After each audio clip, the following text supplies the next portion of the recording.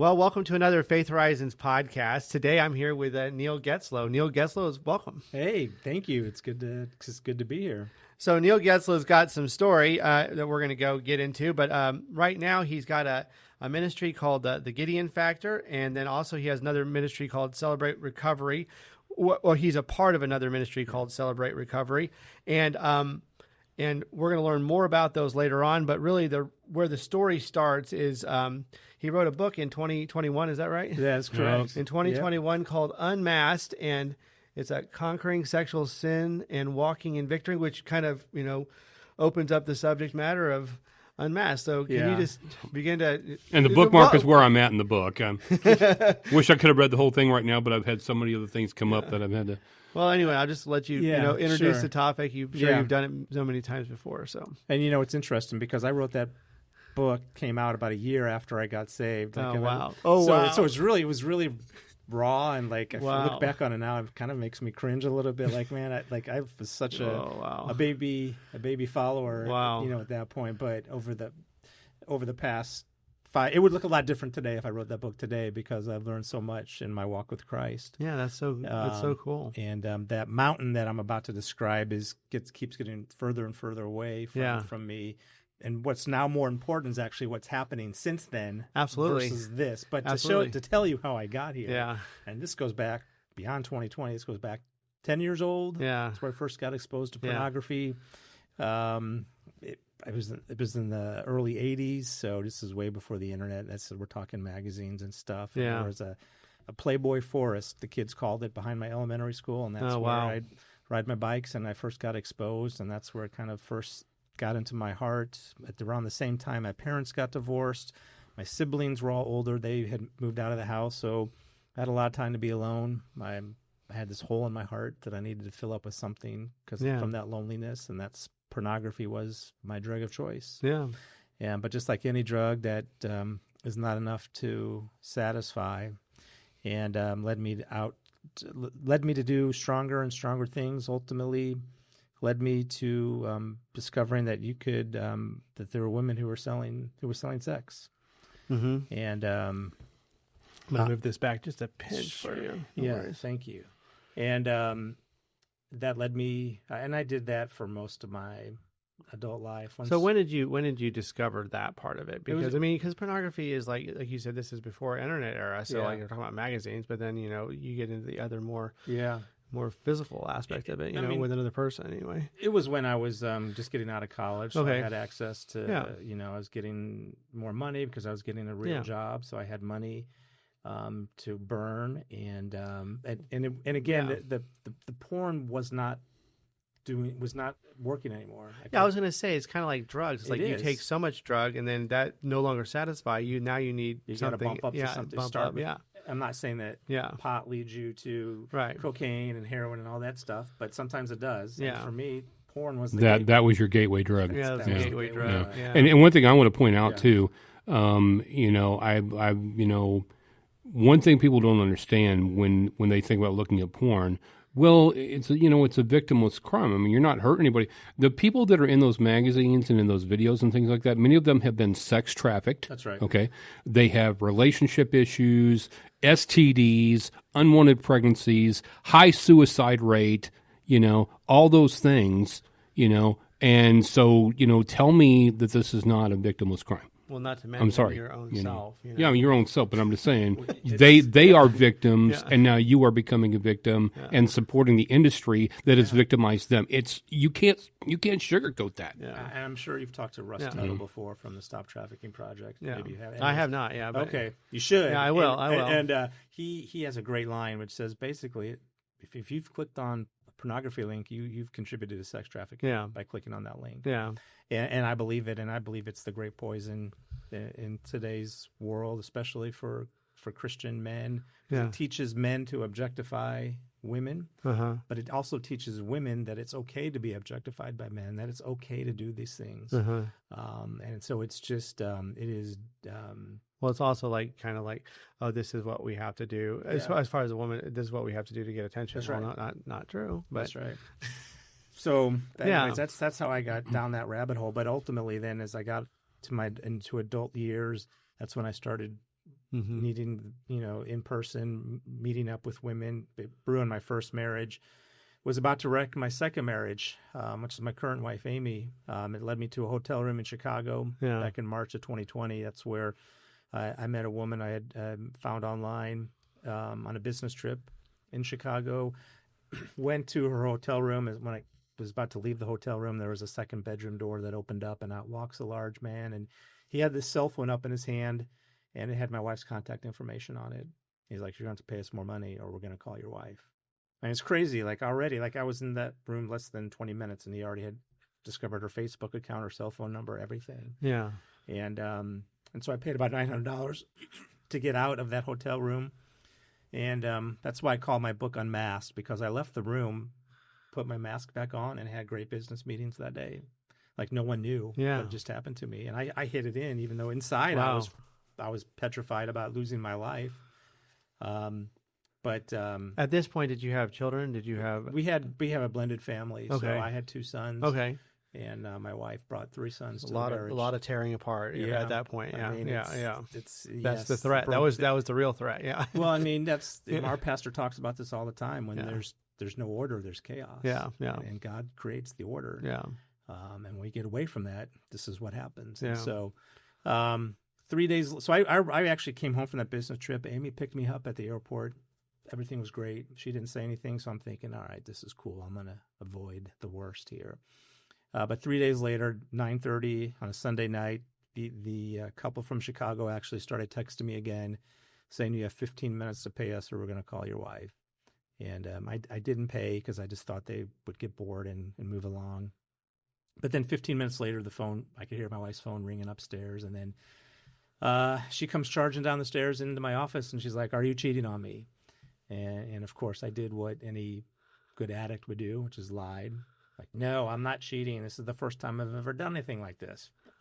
I don't know. I'm being blackmailed. This is horrible. And I was more sorry that I was caught than I was sorry for causing the pain in her life. Right. That's where I was. And that set off this, and this is right at the start of COVID too. So 2 weeks after this blackmail, then the world goes crazy and gets locked down, and our jobs are impacted. So now we're both at home trying to figure this out. I'm not saved. I should add that she got saved.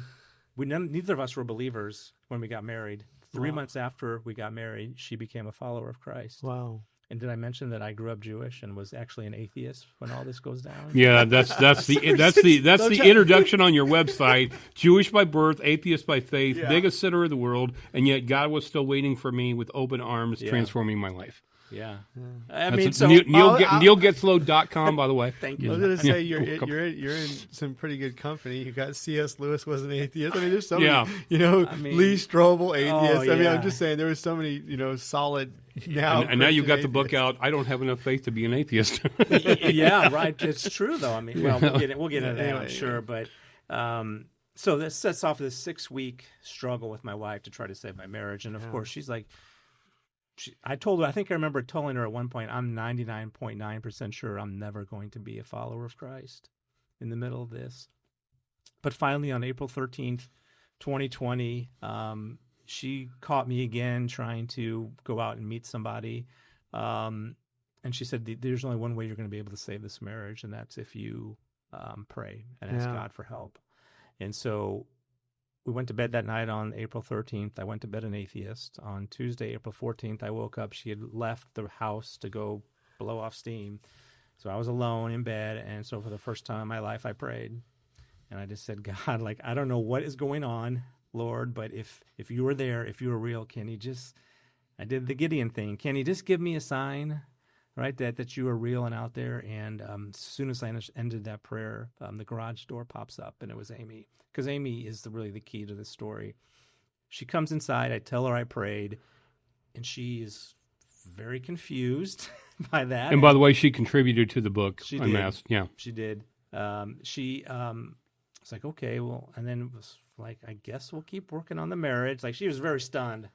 But then later that afternoon, God told me, he's like, you need to confess everything. You need to get it all out right now. Take off the mask and expose everything to her. And I sat her down that afternoon and told her, and she what she did next changed our lives. She said, Neil, Jesus forgave me for my sins. How can I not forgive you for yours? Yeah. I forgive you. And in that moment, that, like, I look back on it now, that was Amy offering me forgiveness, but that was the Holy Spirit working through Amy that says, I forgive you. It's sure, it is. Yeah. And in that moment, the chains of addiction broke away. I have not looked at pornography since April 13th, 2020. I have no desire to. I went to bed on April 14th, 2020 as a follower of Christ. Wow, that's awesome. Now, I will say, what's happened since then, like, I've got to rebuild my marriage, right? It's, saying, hey, I'm a believer, I'm forgiven, is not a get out of jail free card. Absolutely. You still have to take accountability and responsibility, which I am still taking today for my actions.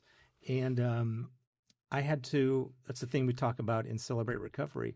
God took away the worst of my sins, but now I've got all these wires that are frayed and are, sparking that have come out of my heart. I've got to figure out how to plug those back in now. And that is an ongoing struggle session at times. That's so crazy. So, but it's, but God has transformed our lives. He transformed our marriage.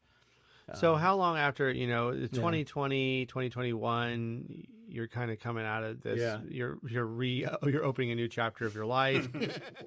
You're like, I want to be different. Literally. So how long after that did you start, participating? I'm sure you were already participating as a did you join the Celebrate Recovery group as a person for yourself first, or? No, they didn't have one at the church at the time. Wow. Now, Celebrate Recovery, Rick Warren started that ministry back in 1991. It's like in several thousands, tens of thousands of churches that's awesome. Across the globe. Mm-hmm.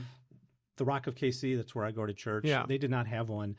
It took me probably 6 months before I started going to church because of COVID, there was no in-person church. That was bad, yeah.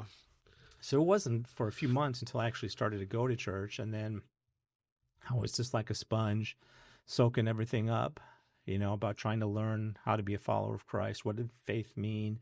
All that. And but then I knew, and I wrote the book, and we actually, what started this was, now I was very eager to get on the platform and tell my story to the church.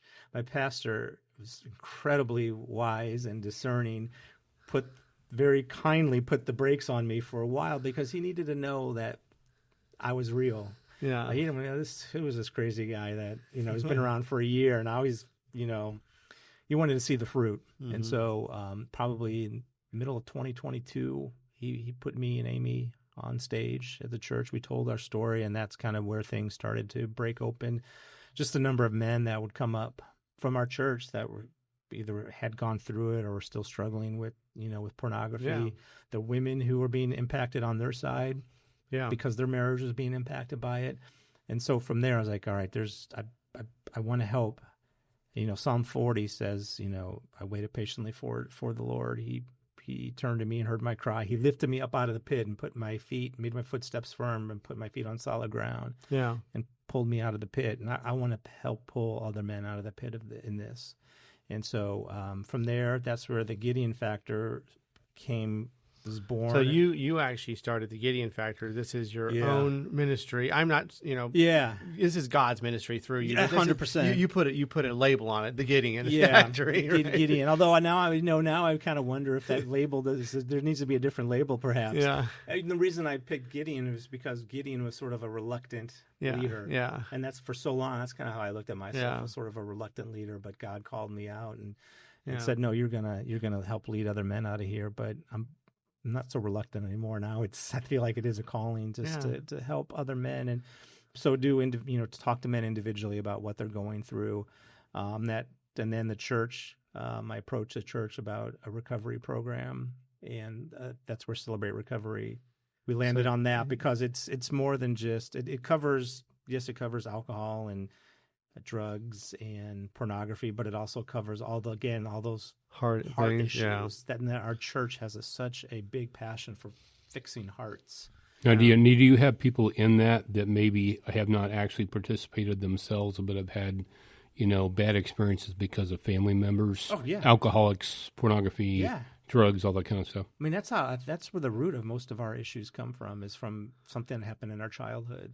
Yeah. Is something that went wonky there, and then we get a false identity. For me, I had a spirit of abandonment, which is not true. Yeah. I wasn't abandoned. God has not abandoned us. Yeah. We are part of God's family. Well, but in your life, you felt like that. Absolutely. Yeah. And looking, now, naturally you were abandoned in a roundabout way. Yeah. But like you said, but you were never abandoned by God. Yeah. I mean, it was feeling to being an orphan, but even though I had a family. Yeah. But you come to see now, it's like, I never. And I can look back at my life and see so many ways where God was there. I just didn't know it. Yeah. Like he was keeping me moving somewhere. Yeah. So yeah, it's almost like the enemy takes our truth, Yes. and helps us drive the wrong direction with our truth, rather than the Lord's like, well, wait a minute, just your truth is not necessarily, it's skewed. Yeah, your absolutely. truth, your understanding of your truth is not true. Yeah, that's right. Yeah. So yeah, we believe the lie of the enemy. Yeah. I believe that I was abandoned, and then I put my identity in my career, in my job, or in the money I was making, cars, houses, and then the identity was sex. Yeah. So you help men, and so what is the approach to for Celebrate Recovery or for the Gideon Factory? Yeah. What is the approach? Do you have a new person coming towards you? He's been working with us, having this problem for 10, 12, 13, 14 years, his whole life, whatever. What is your first approach with somebody like that? Well, a couple things, and again, I would primarily work with men who are believers. Okay. Primarily. Mm-hmm. And I do believe 70, I think the number is over 70% of men who are professing Christians have said that they've looked at porn in the last 30 days. Right. Which is a huge number. Right. And although I'm not opposed, if someone came to me out of the secular world and said, I need help, I'd be happy to help them. I'm going to point them to Christ. Because your predominant approach is to the Christ, right? That is, you got to keep pointing people to Christ. Right. That to me, that is it, and that's the first thing I ask. I ask, what was your childhood like? Yeah. Because I want to know. All right, where did things go sideways? Yeah. And again, a lot of times there was an issue with mom or dad. Yeah. Something that went wrong as a child that you carried with you, that hurt and that pain. Yeah. And then I ask, what does your spiritual life look like? Yeah. And most of the time, not all the time, but most of the time, I'm not really good about reading my Bible. I haven't been praying very well. Yeah. Like you can tell, I heard a message from a pastor about drifting. They've drifted away from the path. And you don't have to drift a whole lot, but if you just drift 1% over the course of time, on a 360-degree scale, all of a sudden the path of Jesus is going straight, but you have drifted 90 degrees or whatever it is, and you're off over here. And you got to come back to Jesus, number one, and that's because he's going to provide you the peace. He can offer the healing that you need to be able to work on these things. Now, I will also say for me, God broke me in a pretty dramatic way where I don't have that struggle anymore. It doesn't happen all the time. Sometimes God wants you to work. Mm-hmm. He's going to give you the tools and resources to work, but sometimes he's going to want you have to take the steps. And that's about Celebrate Recovery, is about taking the steps and working. Mm-hmm. God's going to guide you, and God will bless those steps, but there's work and accountability that you have to take to pull yourself out of this. That's so great. So you on the Gideon Factor, you said you work on your site. It says about Be Broken Ministries. What is Be Broken Ministries? Is that Yeah, so I Be Broken Ministries is a pastor by the name of Jonathan Daughtry. Okay, and he does a recovery sexual purity class for men, recovery from pornography. It's a grace-based recovery, and I've had the opportunity to lead some online small groups for him through that. And it's just about, I think that's where we get stuck sometimes. That's where the shame cycle comes in. Okay. If you sin, if you look at pornography, right? That was my shame cycle. I felt alone, orphaned, abandoned. I looked at porn to fill my heart up. Mm-hmm. I realized that was not right. Even before I was saved, I knew something about that was not right. And so then you go to, well, that's why nobody loves me. That's why I'm alone, because I'm doing this. And you go back to the top of the cycle, and it just spins around and around. Yeah. What breaks that is understanding forgiveness and God's forgiveness. And it's real. And that's what we help men do, is accept that forgiveness and understand that. And I like to tell men, and this is from Jonathan Daughtry, and because porn is a little bit different than alcohol or drugs, because it's so easy to slip up and it wouldn't even register with anybody, right? Right. But I tell men, okay, you're trying to go 30 days without looking at porn. You go 25 days, you did good. 5 days, you did bad. So you were 25-5. I guarantee you the Kansas City Royals would love to take a record of 25-5. Like, focus on the 25 days you did good. What made you successful those days? Yeah. Don't worry about the 5. Worry about the 25. I think too often we worry about the 5. We focus on the losses and not the victories. Yeah. Focus on the victories and what made you successful in those days. What were the routines you were doing? What were the disciplines you were doing to get to, no, it's like any seller, any person that's in the business market, they're doing great. Their profit's good, but they're not worried about that. They're worried about the one complaint they got. It's like, and I'm the same way. It's like, I could be at work. I could get one bad email out of 100, and I'm like, I'm focused on that one. Like, this is why I'm at Celebrate Recovery. I know, right? You know? I think I'm broken. So have you ever found, so like people come into these type of programs, whether it's the Gideon Factor with, the Be Broken with your, your life groups or whatever, or the Celebrate Recovery. Do they ever graduate? Or is it more like, I feel like Alcoholics Anonymous like just keeps members for life. And it's like, it's not a, here's my take on it. I tell people, especially those that come in to Celebrate Recovery, if you walk into church on a Sunday, you probably can go to Celebrate Recovery on a different night. Like the church is not for the healthy. The church is like a hospital. It is for those that are spiritually sick. Right. And unfortunately, there are some churches that do not understand that. Yeah. You can go and you can ask. You can say, "My marriage is in trouble. I need help," and you're going to get a response like, "Well, we can't change your spouse." Did I ask you to change my spouse? No, I understand there's two of us. We both need help. But the church is a hospital for sick people. I need some help, Doc. Yeah, right. That's right. And so, so I tell, like, you can graduate from. So what I do with Gideon Factor is one-on-one coaching. Okay. So this is even a service now that you can actually sign up for, right? Is that correct? Or if you go to neilgetzlow.com, they can contact me and we can set up time to talk. Okay. Also, we'll have an affiliation with Building Bridges here coming up soon. So. Yeah, I've been with Sherry Puckett for about 4 or 5 years, been working with her on different things. But Building Bridges KC, you'll have a link there, I think, on their staff page eventually, where people can just sign up through that. But so either way, So I can help. I am a certified Christian coach for sexual addiction and pornography issues, so I can help. I usually try to see someone. I mean, I'll say probably. Just kind of depends on what they're going through, but it takes about 3 months to break a habit. Okay. So I want to see someone one-on-one, weekly or every other week for about 12 weeks. But then where CR comes in, that's where the group accountability comes in, and you need that. CR is a family, and we encourage each other. We hold people accountable. You can get a sponsor there, just like you would at AA. Yeah, that's you get people to hold you accountable, and that is so important. For me, I don't think I will. I'm not going to lead Celebrate Recovery forever. It is not Neil's ministry. It is God's ministry. Someone else who's going to be much more energetic and younger will come around and want to lead it. But I'll still go because I still need it. Yeah, I'm always going to need it because that's just how I am. Well, you make relationships with people too there that that understand where you've been. Yeah. Well, I mean, you come in and I'll tell you, if you go around the circle at RCR, we've got 15 guys around the circle.